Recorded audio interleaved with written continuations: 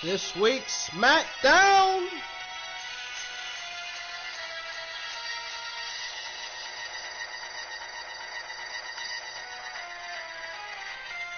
This week's episode of Smackdown was a decent show, but it was also creatively lazy. Both Raw and Smackdown were creatively lazy this week. Now, Smackdown got themselves a new commentator, which his name happens to be Pat McAfee. We got the SmackDown Women's Championship celebration. And we got the Mysterio American Alpha feud continuing. Or should I say the Mysterio and American Academy. Or Alpha Academy. So we got the Mysterio's Alpha Academy feud continuing. SmackDown Women's Championship celebration. New commentator for SmackDown. His name is Pat McAfee. And we got the seemingly Seth Rollins and Cesaro feud continuing. But who is Roman Reigns feuding with next? That's the question.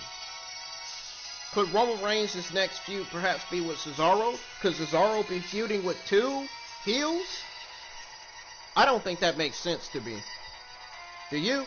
Does anybody here in the chat think that makes sense? I don't think it does.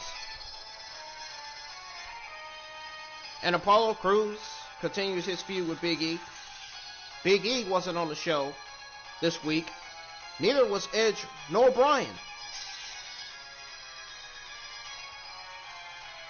Folks, this show was creatively lazy this week, man.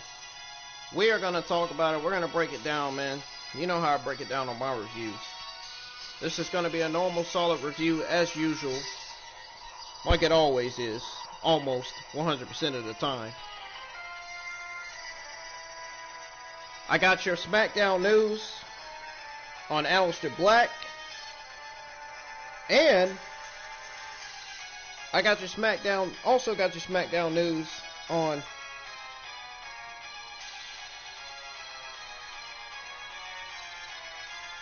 for now I have your SmackDown news on Aleister Black for now.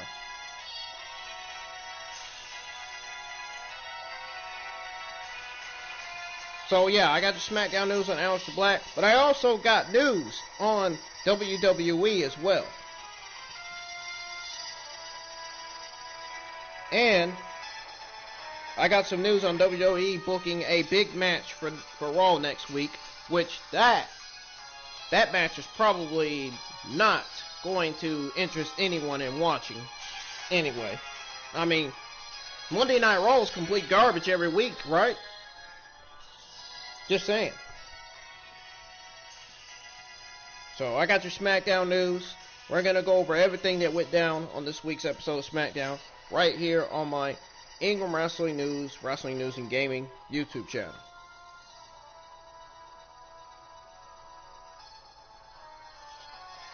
I hope I did good.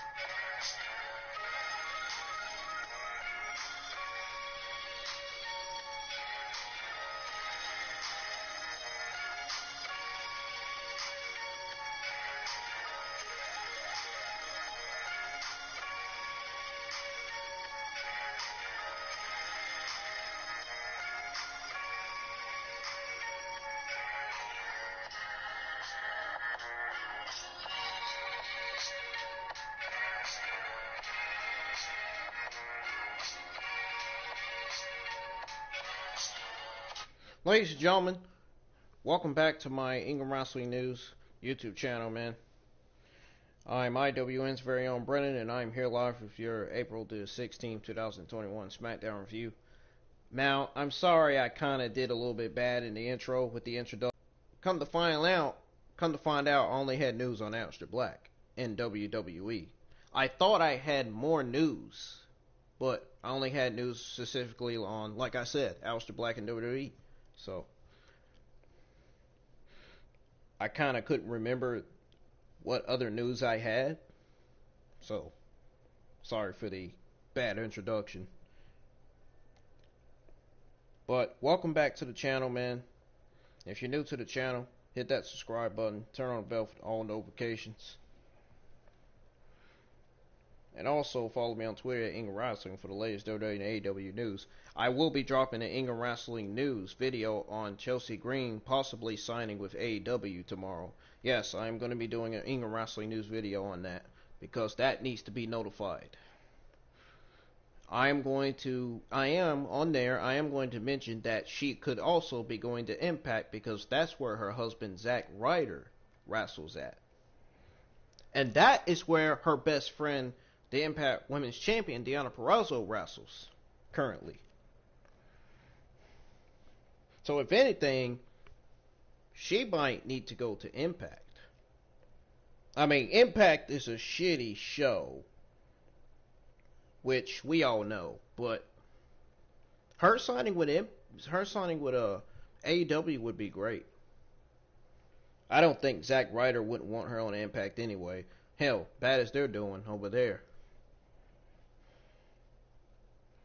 Also follow me on Twitch if you're a Call of Duty, Black Ops Cold War, and Dragon Ball Z vs. 2 fan. If you're a Dragon Ball Super and Dragon Ball GT fan, man. And if you're a Dragon Ball Z vs. 2 and Call of Duty streamer, please hit that follow button on Twitch. I would really appreciate it, man. Help me get up to 100 followers on there. At least 100 or 1,000. And also help me get up to 1,000 followers on Twitter by hitting that follow button. I currently have 177 followers. I am dangerously close to 200 followers on Twitter. I am not close to 100 followers on Twitch yet. But I am sorta, literally, tiny bit close to 400 subs on my YouTube channel. And I just want to say, and it's all thanks to y'all support, man. It's all thanks to y'all's support that I am close to 400 subs. And I really, really appreciate it. And I just want to thank you all for the love and support that y'all shown for me and my channel. I may misspell stuff sometimes, but I still try to get my shit right, regardless, you know? There's not many people that's autistic like me that do reviews like this. There's not many people that do SmackDown reviews and Raw reviews and NXT reviews. Not many people that's autistic like me, man, that does stuff like this. At all. Definitely not. So. And I'm not gonna lie, it's an honor to be reviewing Raw, SmackDown, and NXT UK, and AEW Dynamite every week. It's an honor. It's truly an honor. Especially, it's an honor, you know, with me as a wrestling fan, to be reviewing stuff like this, you know? It's great. But what's not great is when you're given Monday Night Garbage every week, and then you have to fucking decide whether you want to review it or not. Well, from now on, Monday Night Raw starts getting garbage every week the way it does. I'm going to just start saying no Raw review. I'm sick of reviewing that garbage every week, man. And now, looks like, speaking of Raw, I seen some of the matches I seen some of the tweets about Raw already. There's matches already booked for Raw, including Charlotte Flair versus Asuka. We got Drew McIntyre being attacked from behind by Retribution. If that doesn't tell you how bad the show's gonna be next Monday, then you're completely confused or something. Something's wrong. Something is wrong with you if that doesn't tell you how terrible Raw is going to be next week. Raw is going to suffer yet again next week, man. All because of WWE, Vince, and Bruce. Not because of commentary, not because of the talent, not because of the fucking referees, not because of security, not because of Adam Pearce, not because of Vince Joseph, because of WWE, Vince, and Bruce. I mean, let's be honest, Adam Pearce does suck as official. He does suck. But, still.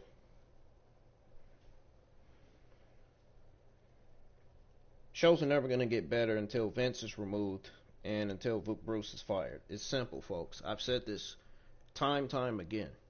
It's never going to happen.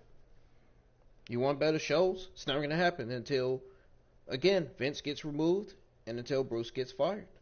It's that simple, man. Alright? Anyways, let's go ahead and get to the review here. Because I am absolutely ready. But on my other screen, let me pull up some of the news that I received, that I've been looking at.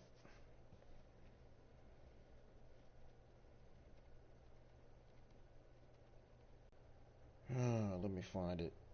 Where is it? Where is it?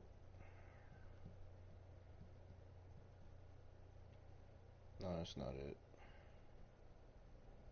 It was on the screen. I don't know what happened.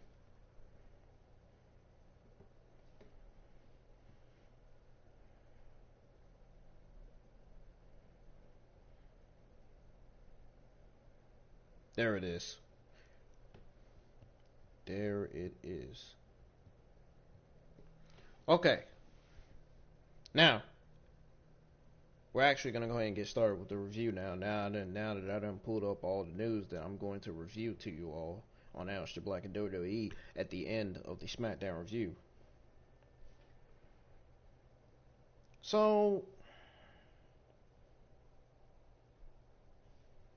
Smackdown starts off with a recap of last Sunday's Universal Championship match at WrestleMania, ending with Roman Reigns pinning both Edge and Daniel Bryan. Up the mic and says he brought new viewers to SmackDown. Paul Heyman runs down the resumes of the wrestlers that Reigns defeated at WrestleMania. Reigns says that he called his shot and did everything that he said he was going to do. And that because of what he did, nobody wants to face him. And that nobody is on his level. Now going back to apologizing about the terrible intro. My intro music wasn't terrible. It's just, me, the way I was talking, I felt like was terrible. Kinda. But, anyways, Reigns says that he calls the shots and did everything that he said he was going to do. And that because of what he did, nobody wants to face him. And that nobody is on his level. As Reigns goes to leave the ring, Cesaro makes his way to the ring. Or maybe out the ring. He makes his way to the ring. Same thing. Reigns and Cesaro have a stare down. And as Cesaro goes to grab the mic, Reigns leaves the ring and walks to the back. So we got a commercial break. Back on the air where Cesaro joins Adam Pearce at Sonya Deville backstage. Cesaro says that he wants a match with Roman Reigns. Now we got Otis versus Rey Mysterio. And I don't care if there's nobody in here. The SmackDown review is still going to continue whether there's nobody watching or listening or not. The review is still going to continue. And these people know who I'm doing this SmackDown review for, so I'm not worried about it. I ain't sweating it. I ain't sweating it if I don't have anybody in here listening or watching.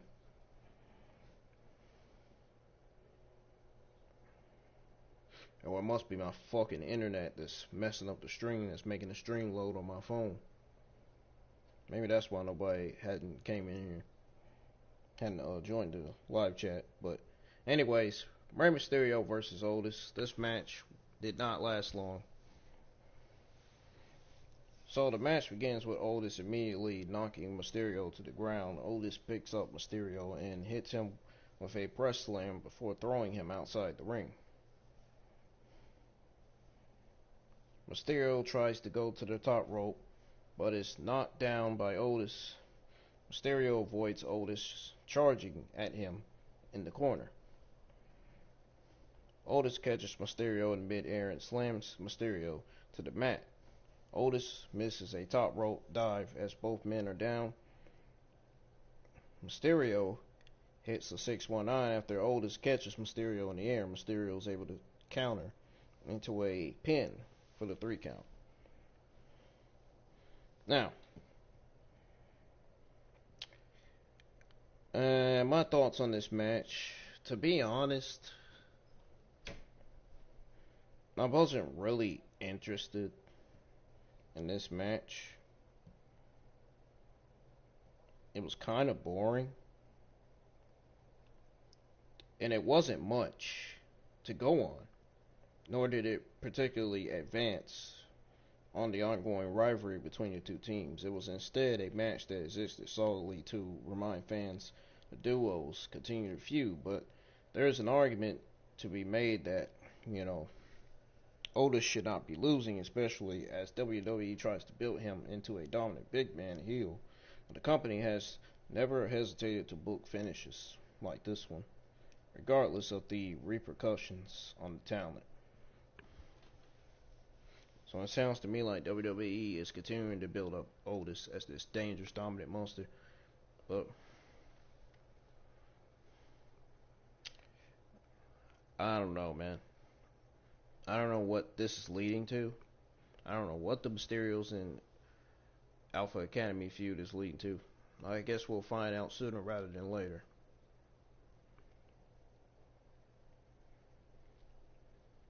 And it's so sad that every time I go live with my review, none of my audience join me for my review and stuff.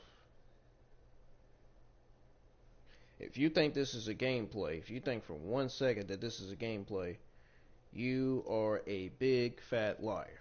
This is not a gameplay. This is an actual review. Normally, when everybody goes live with their reviews, they get more audience, right? Well, kind of like what I should be getting right now. So, please, let's get more audience in here. Let's get more people to join the chat. And I'm going to continue on here with the review. And if you're enjoying the review so far, hit the like button on the stream.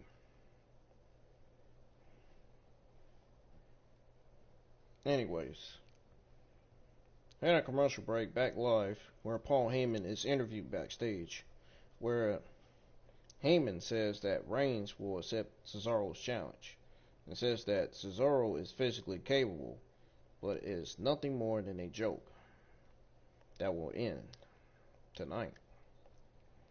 And then says it will be Jey Uso wrestling Cesaro in the main event. Sami Zayn makes his way to the ring and claimed that he was once again screwed at WrestleMania. And he says that Logan Paul's mind was poisoned by Kevin Owens, the fans, and all of WWE, and this is the only reason he lost to Owens at WrestleMania after Zayn calls out Owens. Owens makes his way to the ring.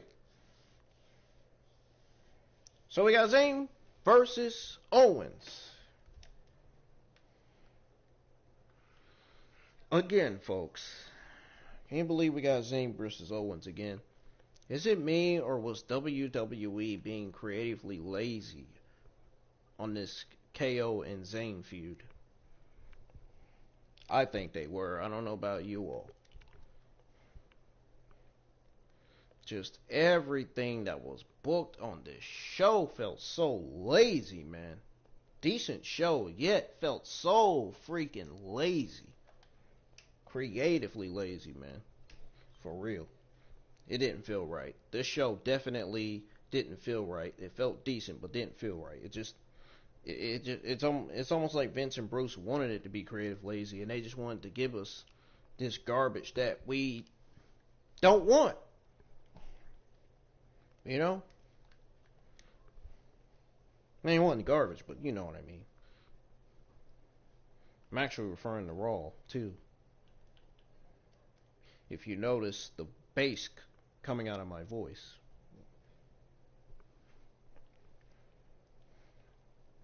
But I think you all clearly know what I mean by creatively lazy.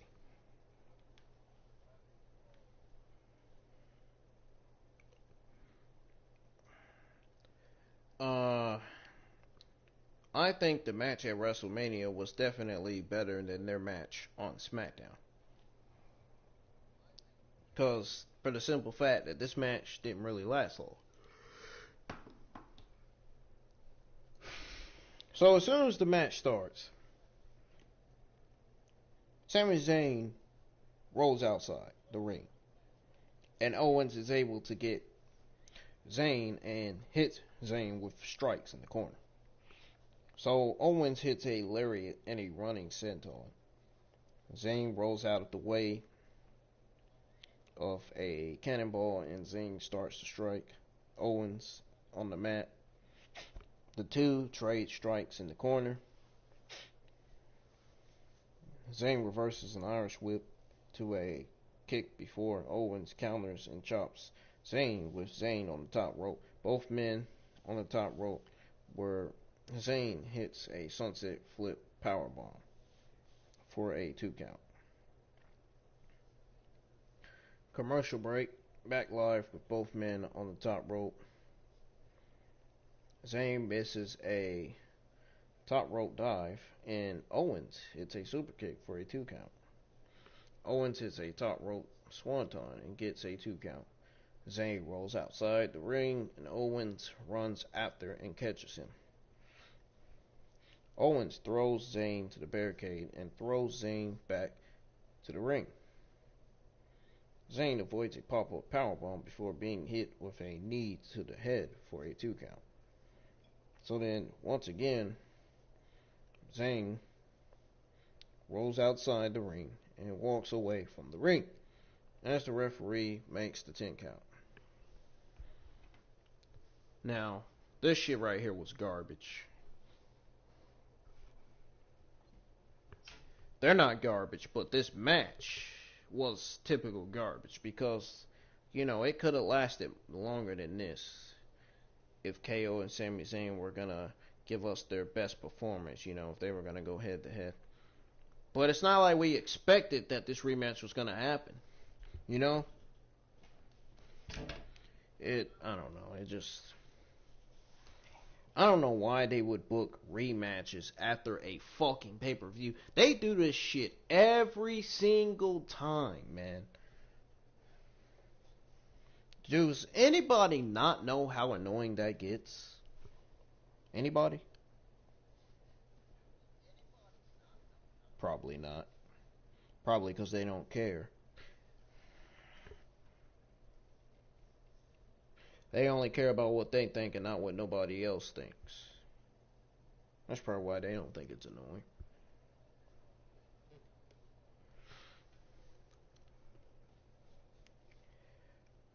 Man, I tell you one thing that was really annoying. I'm going to explain it later. But the fact that, you know, this match was creatively lazy, it was complete garbage, the ending was, it was just, oh my god.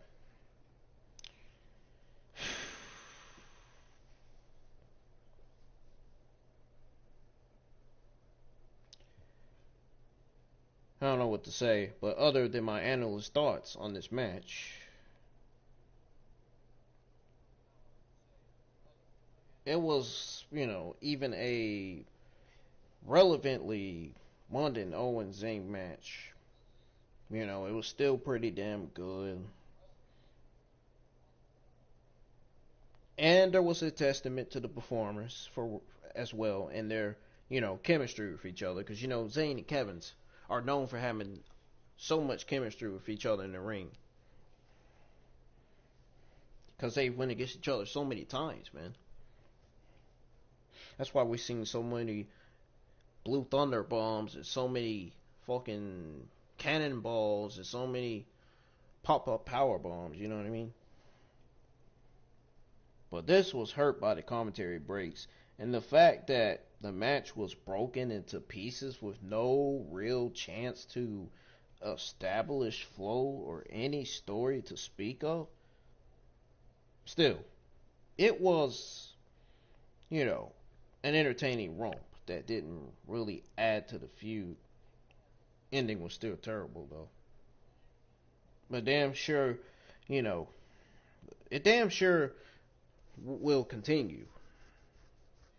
I'm just going to say it like that. Now, folks, some of you are going to be happy when I say this. Some of you are going to be mad when I say this. But you have to look for the latest chapter as soon as the Backlash pay-per-view on May the 6th. As neither really has anything else better to do between now and then.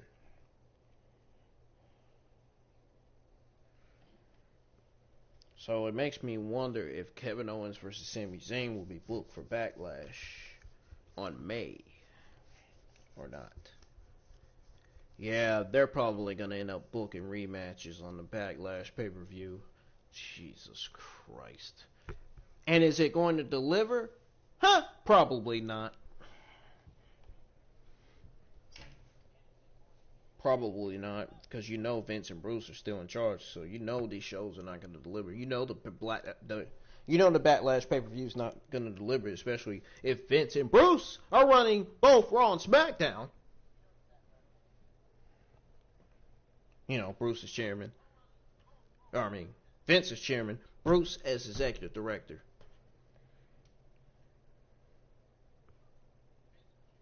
Vince has power over Raw and SmackDown. Bruce has executive directing control over Raw and SmackDown.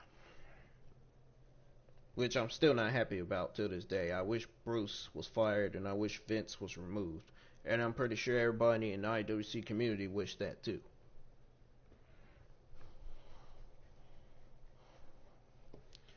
Now, after the match, Owens immediately attacks Zayn and throws him back to the ring to hit Zayn with a stunner.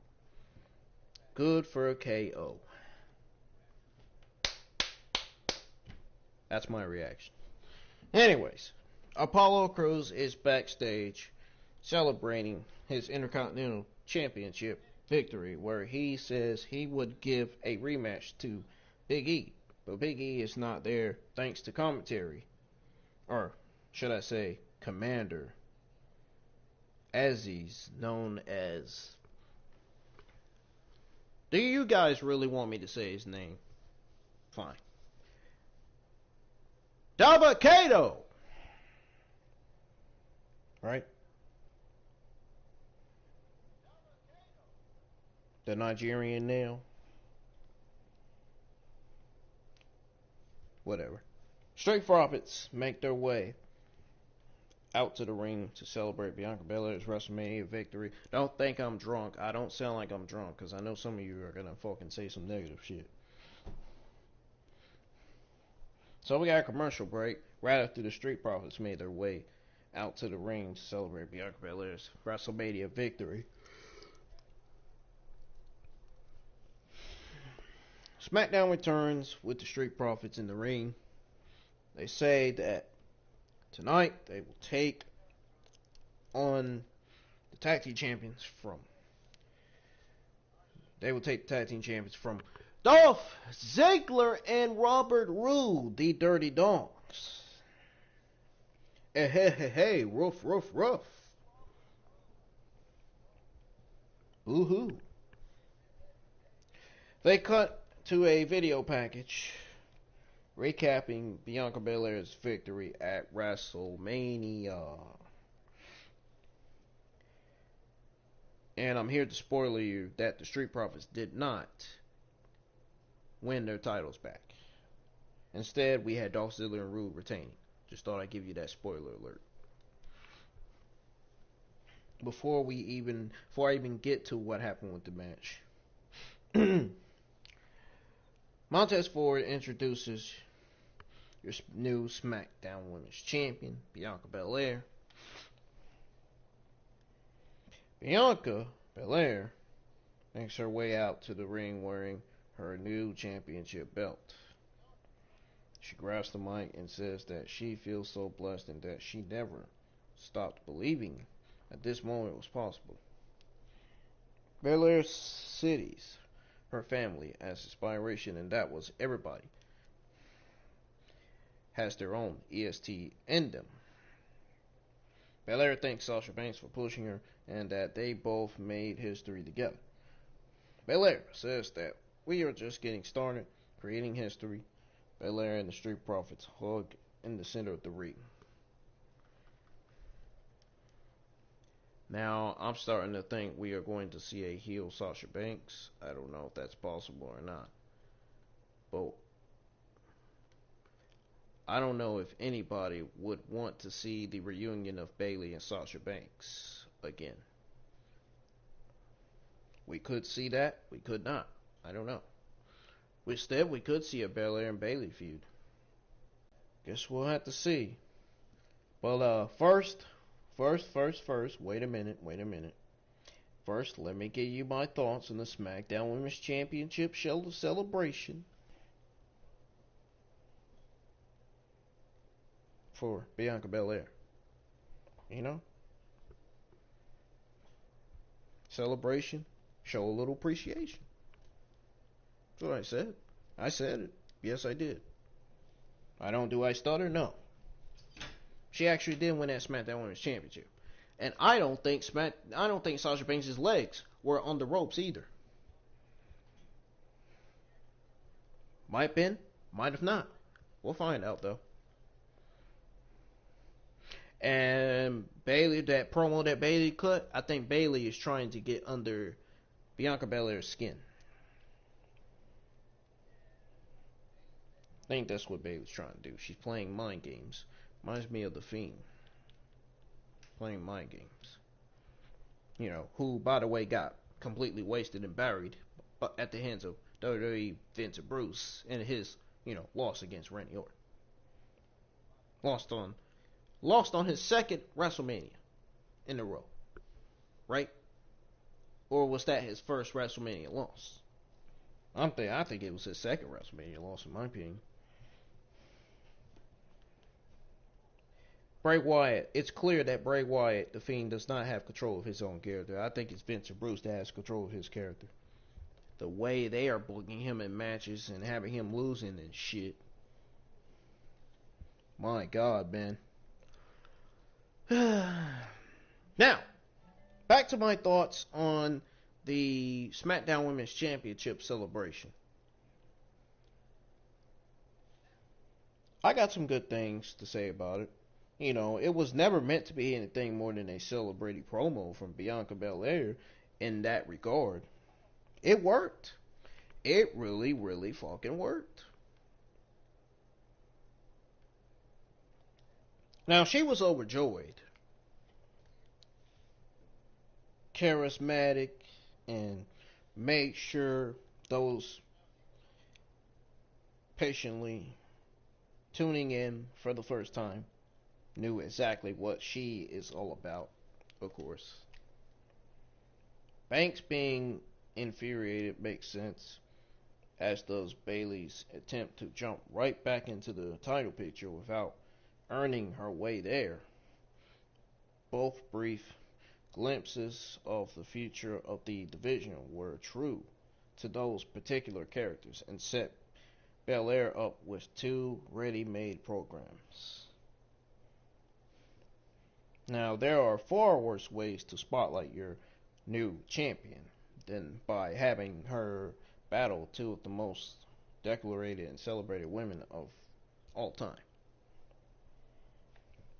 Just throwing it out there.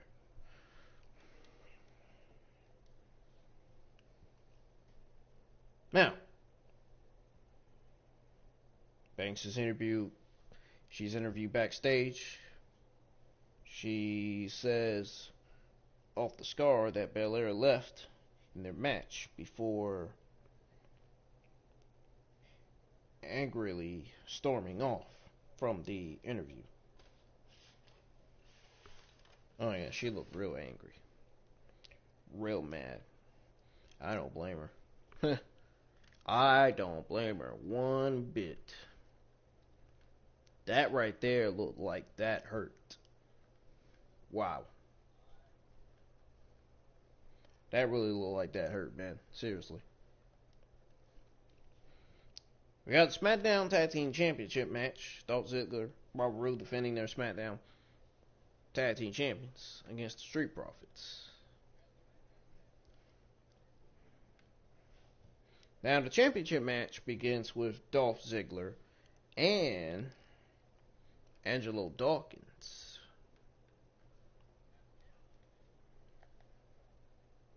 Yes, folks, it began with Dolph Ziggler, Robert Roode. It begins with Dolph Ziggler and Angelo Dawkins in the ring. Robert Roode was on, I'm pretty sure, was on the right side of your screen, and Montez Ford was on the left side of the screen, I'm sure. Same with Angelo Dawkins and Dolph Ziggler. Picture in picture, folks. So seriously though, the match begins with Ziggler and Angelo Dawkins in the ring. Ziggler hits a drop kick, and Dawkins answers with a right hand. Dawkins tags in Montez Ford, who hits a drop kick of his own before quickly tagging Dawkins back in after working Ziggler's arm. Ford is tagged back in, who hits a top rope strike to Ziggler's arm. That was interesting. That was interesting to see that. Ziggler makes a tag to Robert Roode, who is double teamed by the Street Profits and thrown to the outside as Dawkins and Ford play to the camera. Back on the air with Dawkins and Roode in the ring. Dawkins hits a corkscrew elbow off a distraction from Ziggler. Roode hits a spinebuster and gets a 2 count. Roode tags in Ziggler, who swings the momentum to the champions. Roode Ziggler makes frequent tags and keep Dawkins far away from Ford on the apron. Dawkins hits a slingshot to send Ziggler to the corner. Both Ford and Roode are tagged in, and Ford hits a big drop kick and then hits a lariat to an interfering Ziggler. Ford hits a back suplex and a moonsault for a 2 count. Ford makes a tag to Dawkins, and Ford dives over the top onto both Ziggler and Roode. Ford hits a frog splash, and Ziggler is able to run in and break up the cover. Ziggler makes a tag that Ford does not see. Ziggler hits a zigzag with Ford's back turned to cover and get the 3 count. So Ziggler and Roode pretty much retain their SmackDown Tag Team Champions. Now, just when you thought it was a given that WWE would follow up Belair's win with her husband Ford's tag team title victory, the company pulls the carpet out from under you by booking a clean heel victory. And with good reason. Ziggler and Roode need the credibility. Yes, they are the tag team champions, but they don't exactly have a long and illustrious run with the titles. They needed a definitive win. They needed a definitive win, and after last week's Fatal 4-Way victory, this straight tag match win further solidifies their status as the top team in the division. Now, with that being said, there is definitely a reign that feels like, it could end any given week. Now, considering how popular the Street Profits are, not to mention the potential of the Mysterios and Alpha Academy, their run with titles may not be all that long-lived.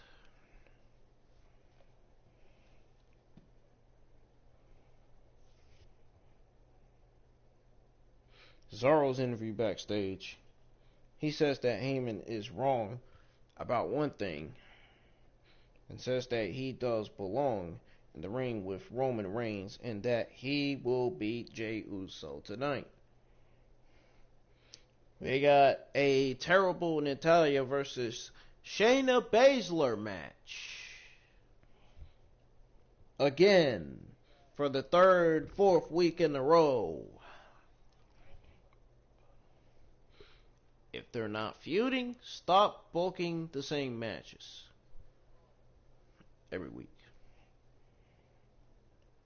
But seriously, they need to do something different. This match is getting a whole lot boring, and also a whole lot worse for Shayna Baszler's run on the main roster. The match begins with the exchanging submission holds. Natalia attempts the sharpshooter early as Nia Jax pulls Baszler out of the ring. Or should I say pulls Shayna Baszler out of the way. Baszler works over Natalia's arm with submissions. Baszler hits a kick to Natalia's head. It covers for a 2 count. Baszler avoids knocking Nia Jax off the apron, and in the hesitation, Natalya is able to grab Baszler with a roll up for a 3 count. And then that was it.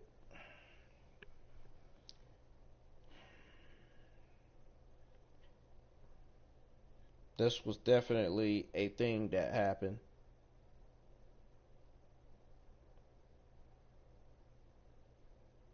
This was absolutely terrible.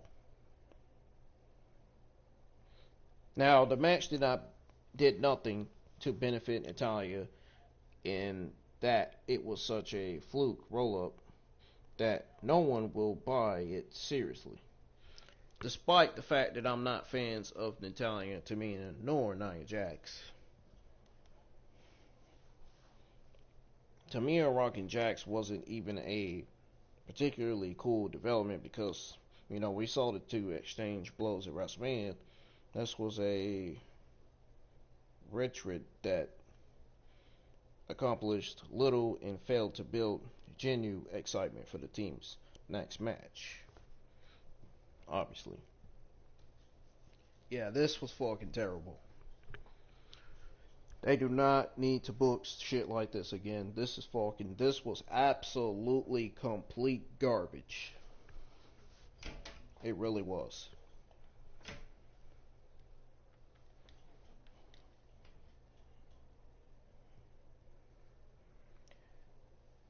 Anyways. So we got Jey Uso versus Cesaro. After that terrible match between Natalya and Shayna Baszler. Shayna Baszler just keeps getting wasted each and every week, man. Her run on the main roster has already ended, man. It's already ended. It's over already. It's already over.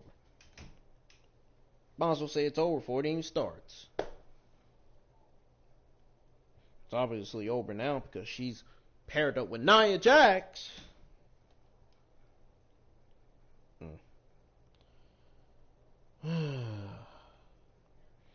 Telling you, man, WWE just does not know what they are doing with this young talent. They really don't. They don't.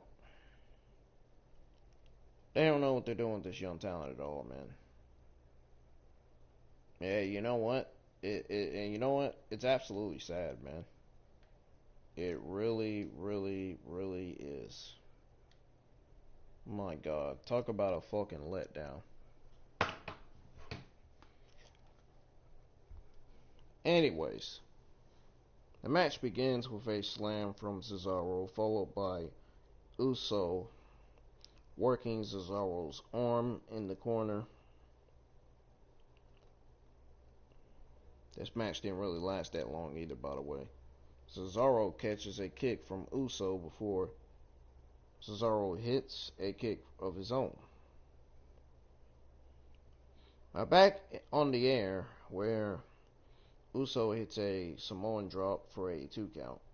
Uso hits a strong uppercut and continues to work Cesaro's arm. Uso attempts a suplex. Cesaro blocks and lifts Uso to hit his own suplex.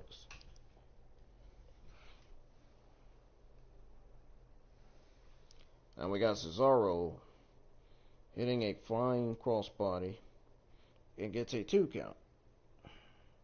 By the way, this was the main event of SmackDown, and you know Jey Uso is the main event. It's his gimmick name anyway. Uso slams Cesaro by his arm and then hits a super kick for the 2 count. Uso goes to the top rope where Cesaro catches him with a drop kick. Cesaro goes to the top. Uso avoids the superplex, and Cesaro comes right back with an uppercut and hits the superplex for a 2 count. Uso counters out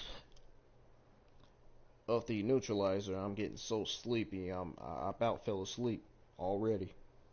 Cesaro hits a corkscrew uppercut off the middle rope for a 2 count. Uso hits a pop-up neck breaker for a 2 count. Cesaro hits a flurry of strikes and falls up with a lariat for a 2 count. Cesaro signals for the swing and slams Uso and starts to swing Uso around. After a few swings, Seth Rollins blindsides Cesaro to cost the DQ finish. Rollins leaves, which I was right about, by the way, on my watch along. I said watch it end in a DQ, and that's exactly what happened. Rollins leaves the ring and screams to Cesaro that nothing is over yet as the show went off air.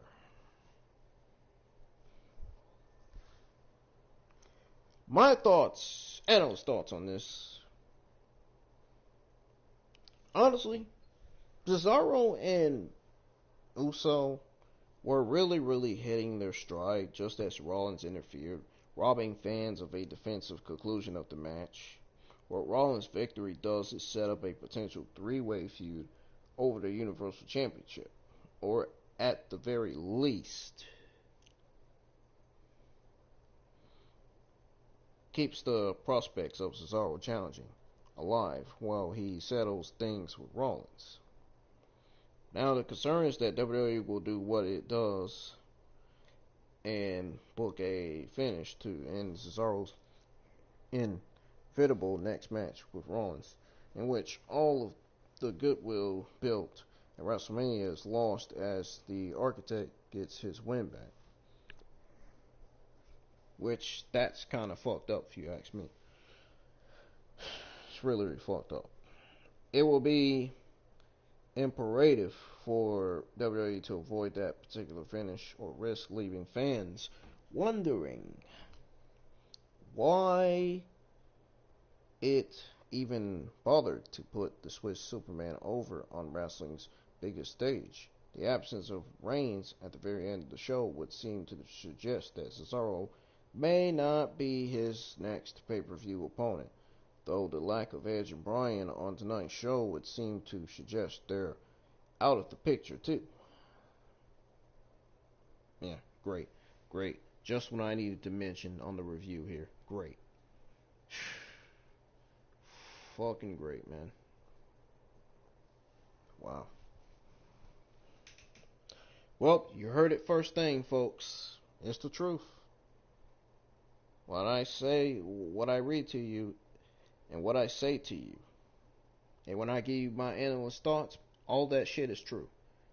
all my analyst thoughts I gave you is true. Aleister Black, because I know some of you Aleister Black fans are wanting some closure, and now you're gonna get the closure now.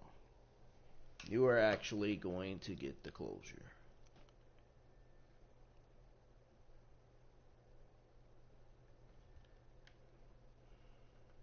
So, Aleister Black hasn't been seen in a while. But, he could be coming back sooner than later. The Master of the Black Mask just dropped a new video teasing his return. Aleister Black was reportedly filming some new material for an impending WWE return. It appears that Black might have dropped a tease about what is to come on social media.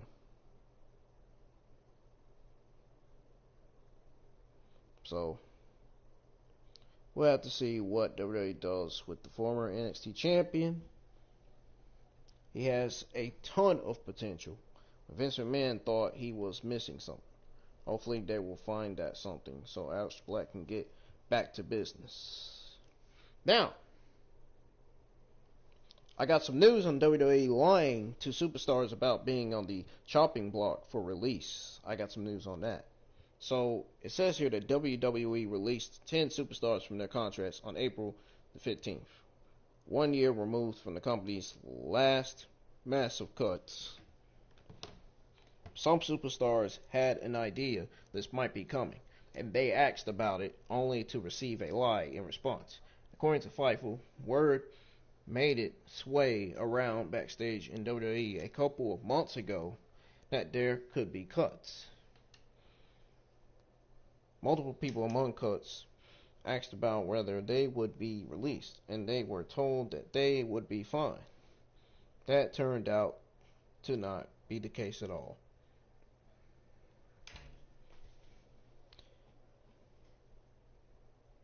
So,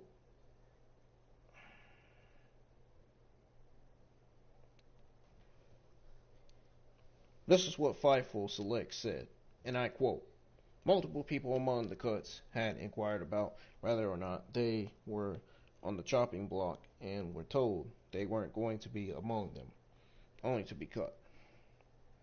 Now, another wrestler reportedly summed it up by saying it's just an actual reminder that this is a company, not a family. But we'll have to see if WWE releases any more superstars this week. As my sources, my good old friends on Twitter, Ringside News, previously reported that the NXT brand is expected to see some releases sometime today. Now, WWE, the superstars that WWE has released are Samoa Joe, Peyton Royce, Billie Kay, Chelsea Green, which I don't know why they released Chelsea Green, and Samoa Joe. That was a complete fucking joke right there at its finest. They released Kalisto, Bo Dallas, and Tucker. No, and Mojo Rawley too. So you mean tell me WWE didn't have nothing planned for all of these people that got released this whole time? Nothing. Nothing. Goes to show you how pitiful Vince and Bruce are. Well, I'm actually glad Billie Kay and Peyton Royce got released because they are annoying on TV and they are one of the worst professional wrestlers ever. Chelsea Green is better than Peyton Royce and Billie Kay combined. I can't understand how you can release someone like her. As talented as she is, man, come on. You serious? And them releasing Samoa Joe from WWE was a complete fucking joke, man. Really was. Those show you how mental and stupid Vince and Bruce are, man. When it comes to terrible creative writing, when it comes to terrible ideas, when it comes to releasing people, releasing talent that are actually talented and have potential. But folks, I'm out of here. That's all the SmackDown news I got. It's going to do it for your April the 16th, 2021 SmackDown review. If you enjoyed it, hit the thumbs up. If you didn't, hit the thumbs down. I'm actually getting out of here. And I'm not going to be playing any outro music, so no outro music, man. Well, anyways, I have a few announcements. I will be dropping an England Wrestling News video on Chelsea Green possibly signing with AEW. And I'll be dropping another England Wrestling News video this evening. And you will find out what that one's going to be on. So I got 2 England Wrestling News videos dropping today. Now, plus, I will probably be streaming a game today. I don't know what it's going to be. It might be the continuation of 2K Battlegrounds because I actually kind of enjoyed that game. So, we'll see. But I know I got 2 England Wrestling News videos dropping today. Now, tomorrow, I will be streaming Dragon Ball Xenoverse 2 on Twitch. So, please encourage people to follow me on Twitch, man. If they're Dragon Ball Xenoverse 2 players, or Dragon Ball Xenoverse 2 fans, Dragon Ball Z, Dragon Ball GT, or Dragon Ball Super, Dragon Ball Hero fans. And if they're Call of Duty fans, have them follow me on Twitch. If they want to see more, both, contents on the channel. Well, folks, I'm getting out of here. Peace. Have yourselves a great rest of y'all's weekend, and hopefully you will check out my 2 England Wrestling News videos that I'll be dropping today. I'm going to make them great. Peace. I'm getting out of here, and I'm going to make sure I get some sleep. You better believe that. You better believe that.